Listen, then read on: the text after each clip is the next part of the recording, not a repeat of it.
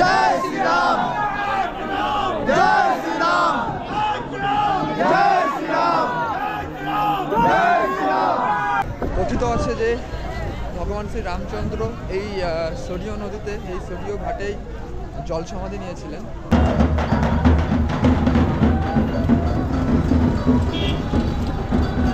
আপনাকে মেন মন্দিরে, যে নতুন মন্দিরটা হয়েছে সেই মন্দিরে যাওয়ার জন্য এই যে ব্যারিকেডগুলো দেখছেন, এই ব্যারিকেডের ভেতর দিয়ে যেতে হবে সামনে।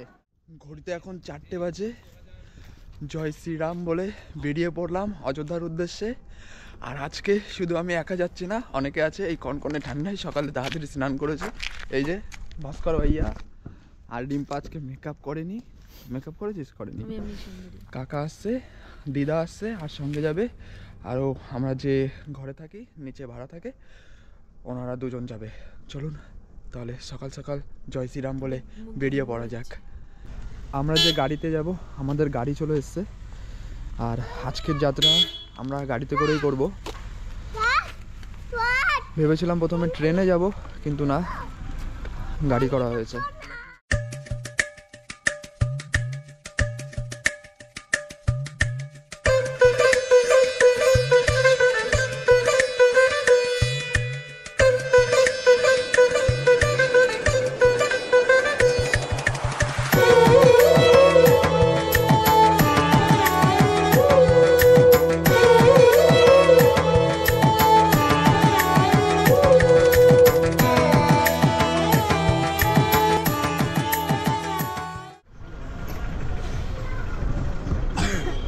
ফাইনালি চলে এসেছি অযোধ্যাতে। জয় শ্রীরাম।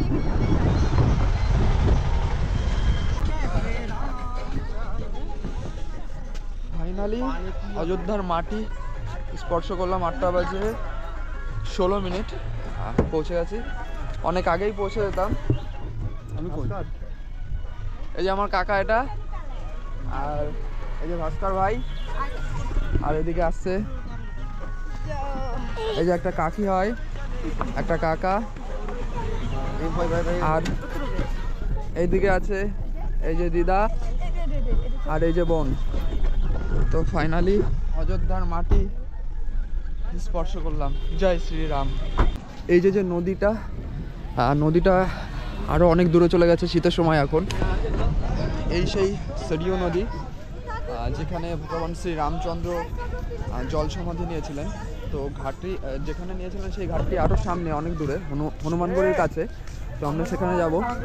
আর সকালে ভেবেছিলাম যে এখানে এসে স্নান করব, তারপরে কি মন হলো আবার বাড়ি থেকে স্নান করে আসলাম সকাল সকাল। তো দেখি এখানে জল ছেটাতে হবে মাথায়। তো এ প্রথমে স্নান করেছে, এর জন্য সবাই স্নান করেছে। আর এখানে বান্দর দেখুন।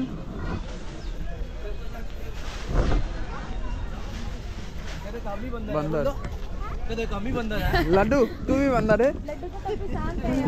अच्छा वो तो ऊंची जगह है ना। ना এই জলটা ওই উপরের জলটা নিচে আসছে।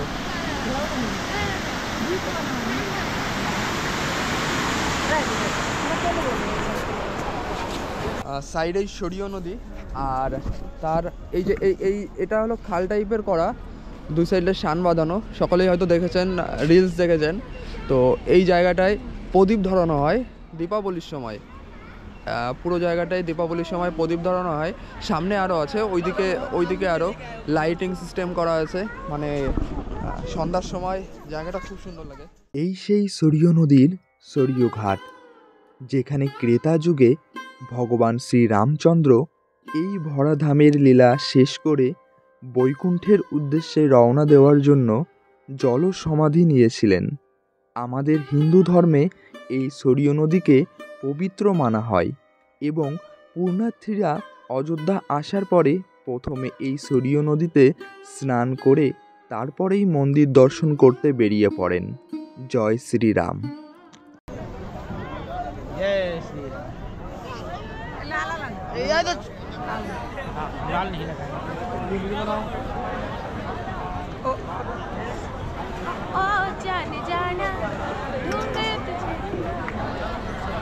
जय श्री राम नहीं आ तो ऐसे तो भी रुकी हुई है फिर कितना असर गई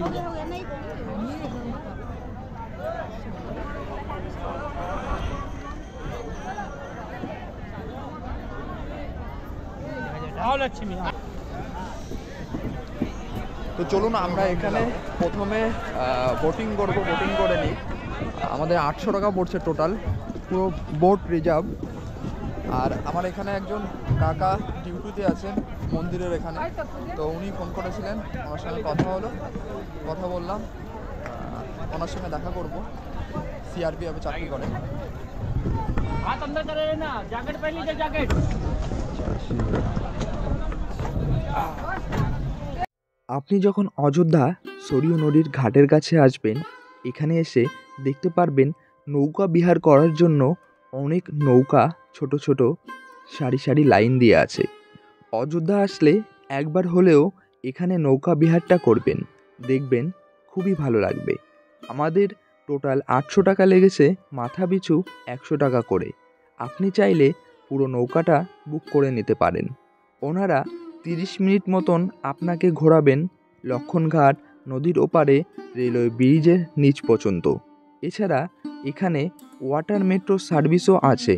ভাড়া সঠিক আমার জানা নেই, আপনারা এখানে এসে একটু জেনে নেবেন। চলুন, সফর খতম। সফর অনেকটা সময় ধরে আমাদের ঘোরানো।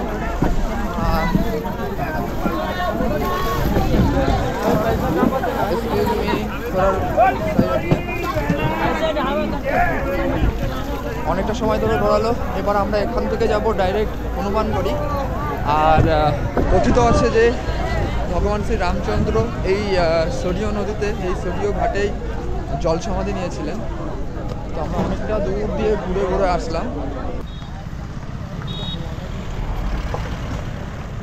আমার পেছনে যে চড়াইটা দেখছেন, এটা লতা মঙ্গেশকর চড়াই। এই জায়গাটা টিভিতে দেখেছি অনেক, তো আজকে সচক্ষে চোখের সামনে দেখছি। আর এখান থেকে শ্রী রাম জন্মভূমি 1.8 কিলোমিটার, আর হনুমানগড়ি 1.5 কিলোমিটার। এই জায়গাটায় দাঁড়িয়ে একটু ফটো তুলে নিচ্ছি। আর আমাদের টিমের সবাই এখানে আছেন। আর আমাদের ফোন, ক্যামেরা এগুলো আশা করি মন্দিরের ভেতরে প্রবেশ করতে দেবে না, তো এগুলো আগেই আমাদের জমা করে দিতে হবে। মন্দিরের ভেতরে ভিডিওগ্রাফি অ্যালাউ নেই, তো বাইরে থেকে যতটা পারবো ততটাই আপনাদের মাঝে তুলে ধরবো। আর অযোধ্যা নগরী খুব পরিষ্কার পরিচ্ছন্নভাবে রাখা হচ্ছে বা রাখছেন।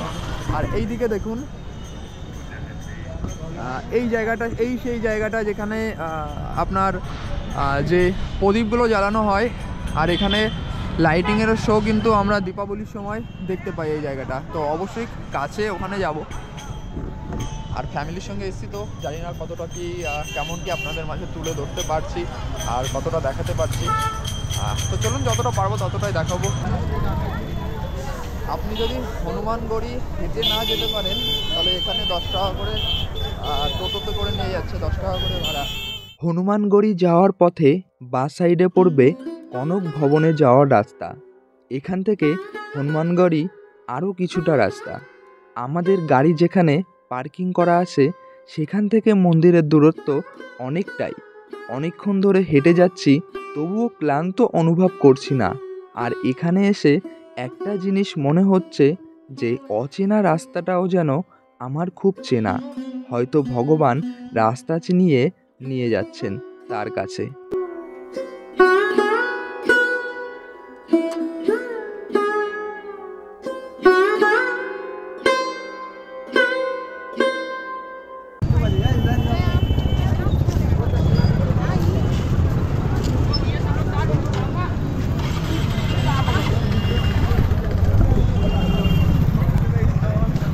জঙ্গলের সাপ নিয়ে এভাবে খেলা উচিত না, এভাবে ধরে আটকানো উচিত না।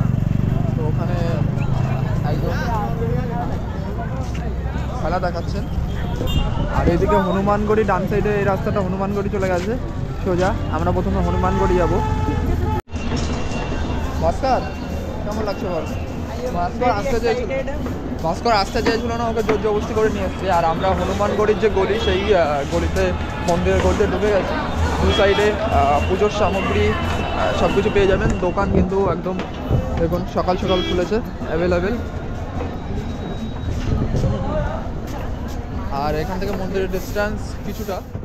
হনুমানগড়ি কথিত আছে অযোধ্যা এসে প্রথমে হনুমানজির দর্শন করেই নাকি পুণ্যার্থীরা বাকি সকল মন্দির দর্শন করতে বেরিয়ে পড়েন। সেই মতে আমরাও প্রথমে ভগবান হনুমানজির আশীর্বাদ নিতে চলে আসলাম। ভগবান শ্রী রামচন্দ্র যখন বৈকুণ্ঠে ফিরে গেছিলেন সে সময় ভগবান হনুমানকে অযোধ্যার রক্ষণাবেক্ষণের দায়িত্ব দিয়ে গেছিলেন। সেই থেকে নাকি আজও অযোধ্যা নগরীতে কোনো বিপদ আসতে দেননি। কমেন্ট সেকশানে একবার জয় বীর বজরঙ্গী লিখতে ভুলবেন না কিন্তু। বাস মন্দিরে যাওয়ার সকাল 10টা বাজে প্রায়। ভিড়টা শুধু দেখুন। জয় শ্রীরাম, জয় শ্রীরাম, জয় শ্রীরাম, জয় শ্রীরাম, জয় শ্রীরাম, জয় শ্রীরাম, জয় শ্রীরাম, জয় শ্রীরাম, জয় শ্রীরাম, জয় শ্রীরাম, জয় শ্রীরাম, জয় শ্রীরাম, জয় শ্রীরাম, জয় শ্রীরাম, জয় শ্রীরাম। ভাস্কর কেমন লাগলো তাই বল? बहुत भीड़ ছিল। বহুত ভিড় ছিল। আর সত্যি বলতে কষ্ট একটু হয়েছে, অতটাও না, তবে খুব ভালোভাবে ভেতরে দর্শন করলাম। বেশিক্ষণ তো দাঁড়াতে দেয় না, হ্যাঁ বেশিক্ষণ দাঁড়াতে দেয় না, তো ভালোভাবে দর্শন করে এবার আমরা বেরিয়ে এসেছি। বেরিয়ে এখন আমরা যাব রাম জন্মভূমি, রাম মন্দির। তো ওখানে তো ক্যামেরা অ্যালাউ নেই, ওখানে ক্যামেরা আমাদের আগেই ক্যামেরা ফোন বাইরে রেখে যেতে হবে। তো চলুন, ওখানে আর দেখাতে পারলাম না।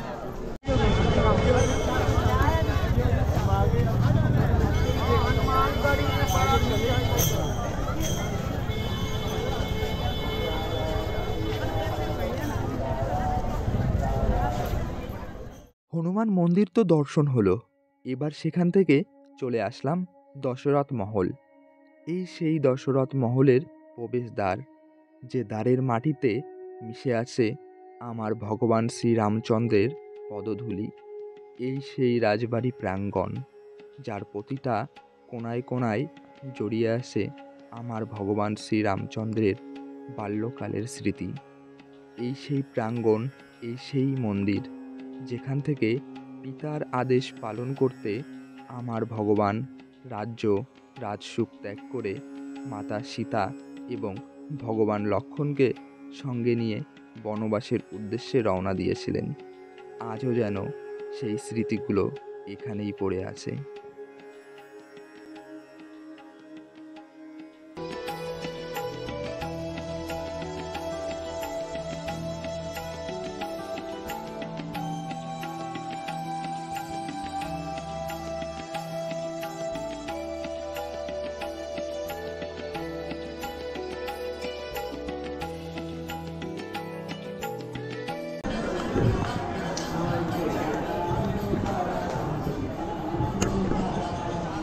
ভগবান শ্রী রামচন্দ্র তার বাল্যকালে এই মহলেই কাটিয়েছিলেন। এই আঙিনাগুলো তার পায়ের ধুলি, তার স্মৃতি এই মহলে জড়িয়ে আছে। জয় শ্রীরাম।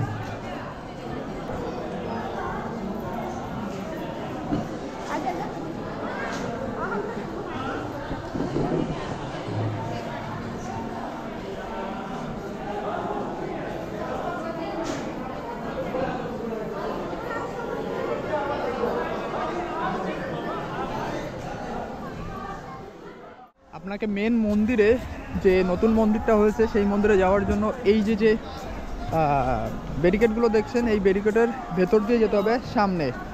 তো আমাদের সামনে ভেতরে এন্ট্রি করাবে, মানে ব্যাগ পত্র এগুলো চেকিং হবে। তারপরে কিন্তু আমাদের ক্যামেরা ফোন এগুলো রেখে দিতে হবে। রেখে ব্যাস, আমরা ক্যামেরা ফোন হাতে পাবো না। মন্দিরের ভেতরে ফটো ভিডিও এগুলো কিচ্ছু করা যাবে না। ঘড়িতে একটা 8:40 বাজে। আমরা দর্শন করে বাইরে চলে এসেছি। রাম মন্দির দর্শন করে কিছুটা সময় ওখানে কাটিয়ে কিছু কেনাকাটা করে বেরিয়ে পড়লাম বাড়ির উদ্দেশ্যে। আমরা একটা জায়গা স্কিপ করে গেছি, সেটা হলো কনক ভবন। আমরা যখন চলে এসেছিলাম তখন মনে পড়েছে আমরা কনক ভবনে যাইনি। আবার যখন অযোধ্যাতে আসব তখন অবশ্যই সেখানে যাব। এবার বলি রাম মন্দির কলকাতা থেকে কিভাবে আসবেন। রাম মন্দির যাওয়ার জন্য কলকাতা থেকে দুটো ট্রেন ছাড়ে। একটি দুন এক্সপ্রেস, যেটা হাওড়া থেকে প্রতিদিন রাত 8:25 ছেড়ে যায়। অন্য একটি ট্রেন কলকাতা রেল স্টেশন থেকে প্রতিদিন সকাল 11:45 ছেড়ে যায়, অযোধ্যা পৌঁছায় পরের দিন সকাল 6:21। অযোধ্যা পৌঁছে আপনি ওখানে থাকার জন্য অনেক ধর্মশালা, হোটেল এবং ডরমিটারি রুম কম খরচে পেয়ে যাবেন। আজ এই পর্যন্তই থাক। আবারও নতুন কোনো গল্প নিয়ে আপনাদের মাঝে হাজির হব। ততক্ষণে ভালো থাকবেন, সুস্থ থাকবেন। জয় শ্রীরাম।